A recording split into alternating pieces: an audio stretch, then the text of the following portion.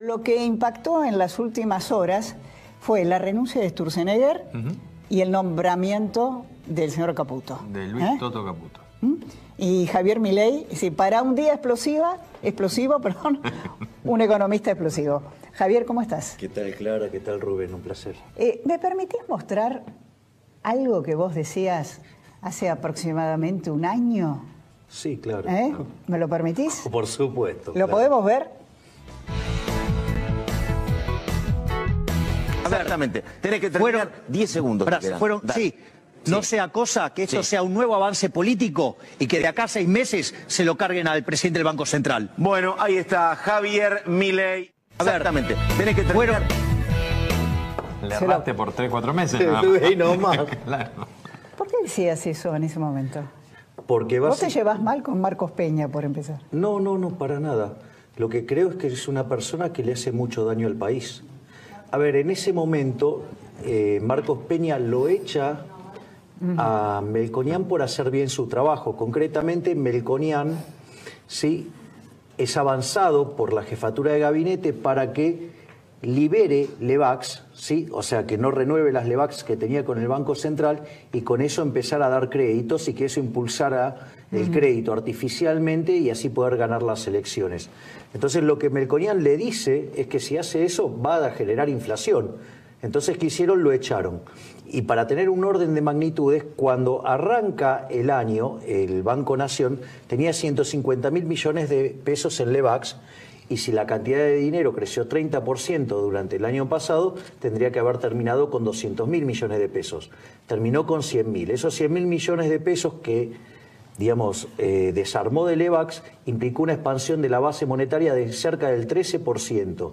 Eso en el tiempo que se aplicó la política esta de dar créditos alegres, ¿no? Digo, porque uno pasaba por la puerta del Banco Nacional y le revoleaban un crédito uva por la cabeza, ¿sí? ¿En qué implicó? Que la inflación estuvo 7 u 8 puntos más alto de lo que debería haber estado. Con lo cual, la tasa de inflación, que fue de 24,8, o sea, supongamos 25, hubiera estado en el 18. Quiere decir que lo que había planeado Sturzenegger no estaba tan mal. Le hubiera pifiado por un punto. Bueno, pero ahora ya no está. ¿Por qué se va?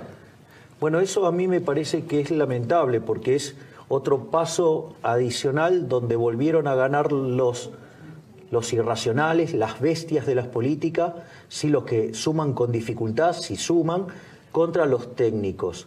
A ver, lo que hay que entender es que las bestias de las políticas. ¿A qué te referís? Porque Caputo es un hombre de la finanza. Tiene más de bestia que de talento en la economía, pero bueno, eso es otro problema. Pero, a ver, vamos a otra cuestión. Digo, para poner en una metáfora lo de hoy, es como que el lunes... disculpen, el sábado juguemos contra Islandia, el arquero se hace 3 goles en contra y después del partido lo echamos a Messi. O sea, Sturzenegger es el mejor, digamos, técnico que tenía este gobierno, y la crisis que hoy estamos viviendo es justamente gestada por la política y los técnicos que rodearon a la política. Concretamente, esto nació el 28 de diciembre. El diagnóstico era el siguiente: Argentina tenía un déficit de cuenta corriente de 5 puntos del PBI. Hay una literatura que se llama indicadores tempranos de crisis que dice que cuando uno tiene un déficit de cuenta corriente mayor de 4 puntos del PBI, está en riesgo. Y que si uno tiene déficit fiscal, es candidato a la piña. Como nosotros tenemos un déficit fiscal consolidado de 10 puntos del PBI, éramos no candidatos, éramos candidatazo a la piña.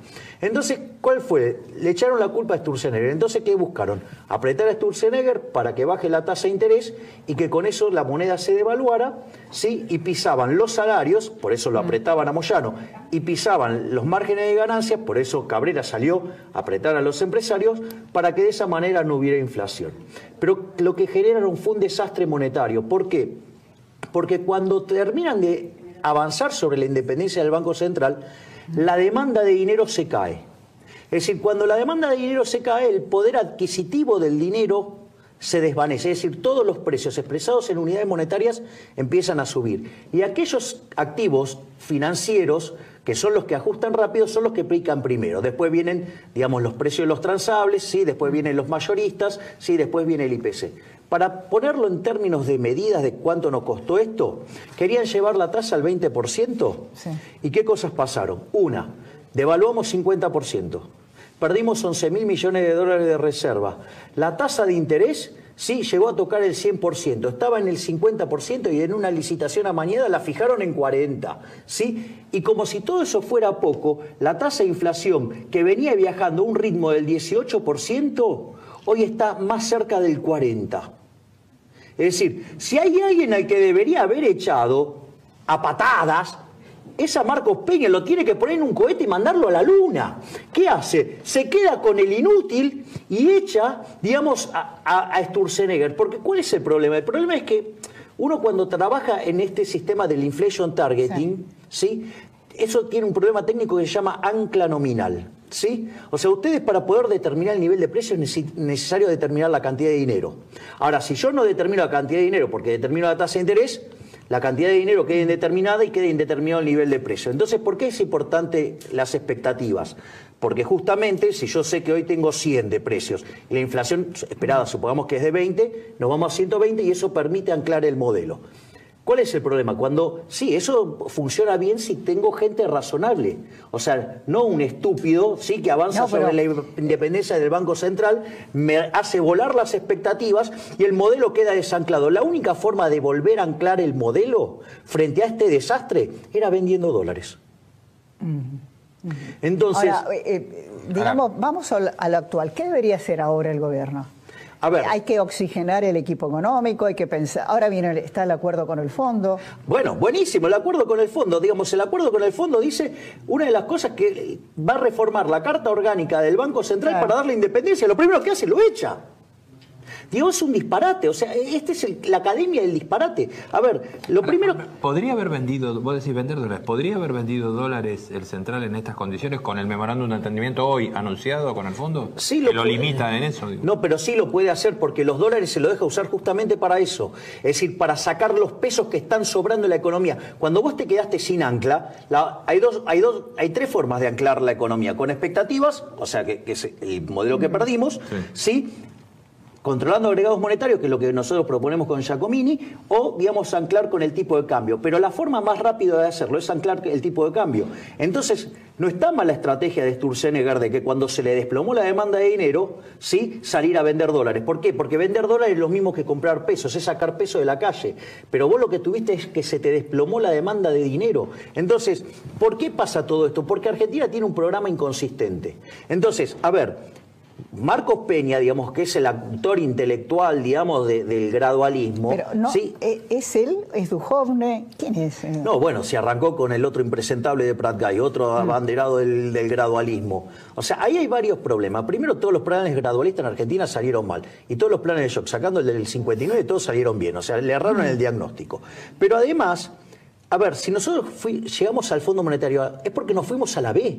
No, es decir, Argentina está en una crisis. O sea, por eso se quedó sin financiamiento voluntario. Entonces, lo primero que hay que reconocer es que estamos en una crisis.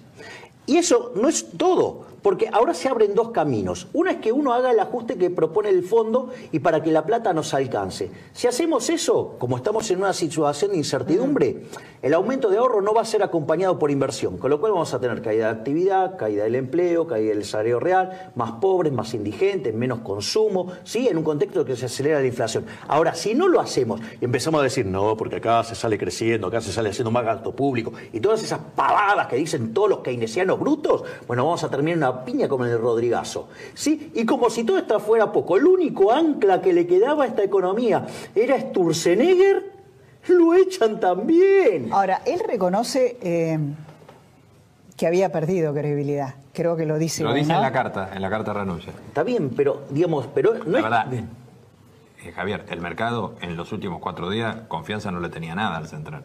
Pero yo entiendo el punto. ¿Cómo no voy a entender el punto? Si le dinamitó la reputación el 28 de diciembre. Es decir, ese día, digamos, te dinamitó el modelo. O sea, explotó el modelo. O sea, hay una nota del 28 de diciembre mismo que está en el Cronista Comercial donde yo digo, si soy Sturzenegger, renuncio ya mismo. Sí, me acuerdo. O sea, y él no lo hace justamente porque comprende que si lo hace... genera una crisis fenomenal. Ahora, la realidad es sí, pero ¿por qué perdió la credibilidad, la reputación? Básicamente porque lo avanzaron desde la política y se nota que no lo frena a nadie a este hombre. Entonces lo que tiene que entender el presidente Macri es que... Suponete que él te llama mañana. Vamos. ¿Qué te puede llamar? ¿Qué le decís? Bueno, lo primero que le diría es que tiene que renovar el organigrama y las caras. Es decir, primero digo, basta esta estupidez de los 23 ministerios. O sea, y que empiece por el que más le duele, que es el aguantadero de los ñoquis amarillos, donde está el chanta ese de Ibarra, ¿sí? Digo, que de modernización del Estado nada. ¿Sí? Digo, vos tenés que achicar el Estado y ponés un tipo que ama al Estado, con lo cual lo agranda. O sea, te agrandó el problema. ¿Sí? Lo otro que le diría es, entonces, por lo menos ir al delirio de los 16, ¿sí? Que ya era mucho. Uno desaparece ahora, porque Finanzas se fusiona con Economía. ¿Cuánto que fue? ¿Cuánto ajustaron? Sí, justo, y lo hicieron voluntariamente. Bien, ese es el primer punto. El segundo punto es que acelere en serio el ritmo del ajuste fiscal, porque si no aceleramos en serio el ajuste fiscal, nos vamos a pegar una piña. ¿Sí? O sea, ¿por qué necesitamos hacer el ajuste fiscal? Porque es imposible ganar dinero en Argentina. Entonces, si no sacamos el peso del sector público, reduciendo el gasto público, no vamos a poder bajar impuestos. Ahora, Javier, mañana, digamos, hablándole al mercado, mañana va a ser un día complicado en el mercado, porque hay mucha incertidumbre sobre qué es lo que va a pasar. El que está asumiendo como presidente del Banco Central avisó hace 48 horas que el 20 de junio él va a tener un montón de plata y va a salir a vender 7.500 millones de dólares. ¿Eso es lo que vos decís que hay que hacer? Yo lo que digo es que justamente la única forma que hoy tenés de sacar plata, digamos, es vendiendo dólares. ¿Por qué? Porque, a ver, digamos, hoy la tasa de interés no te va a aguantar. ¿A dónde vas a tener que poner la tasa de interés para sacar todos los pesos que sobran con una demanda cayéndose hasta donde uno no sabe? Es decir, esa es la realidad. Ahora el punto es dónde vas a poner el precio. Ese es un tema no menor. Y después, digamos, lo que quiero que también quede claro, digo, es que Caputo era de los que presionaron también para bajar la tasa de interés el 28 de diciembre. Es decir, él estaba del lado de los que quería menos tasa, ¿sí? Es más, vos fijate el error garrafal en el diagnóstico. Echarlo a Sturzenegger para poner a Caputo, en el fondo lo que estás diciendo es que en el fondo el problema es un problema que el Banco Central no sabía hacer trading. Digo, me parece que el problema es mucho más grave que eso. Es un problema de la inconsistencia entre la política monetaria y la política monetaria. Mirá, lo traigas a Paul Volcker o Mandrake, teniendo del otro lado Marcos Peña, no hay forma que salga bien. Suponete que hace el ajuste. ¿Vos creés que políticamente es tolerable en la Argentina, en un país que ya está pensando en el 2019? Bueno, el problema es qué pasa si no lo haces entonces. A ver, el ajuste debería haber sido hecho en el momento donde había confianza.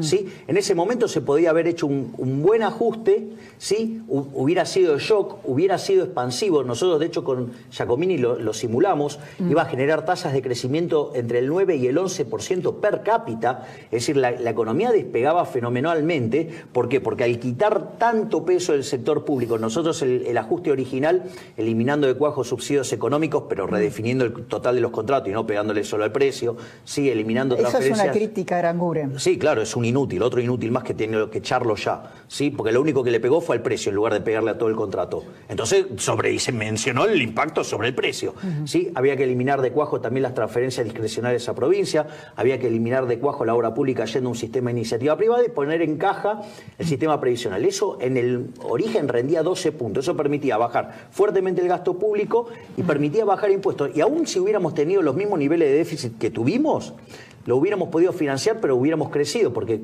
al haber bajado la presión tributaria crecíamos muchísimo. Bueno, eso no se hizo. Entonces, si nosotros...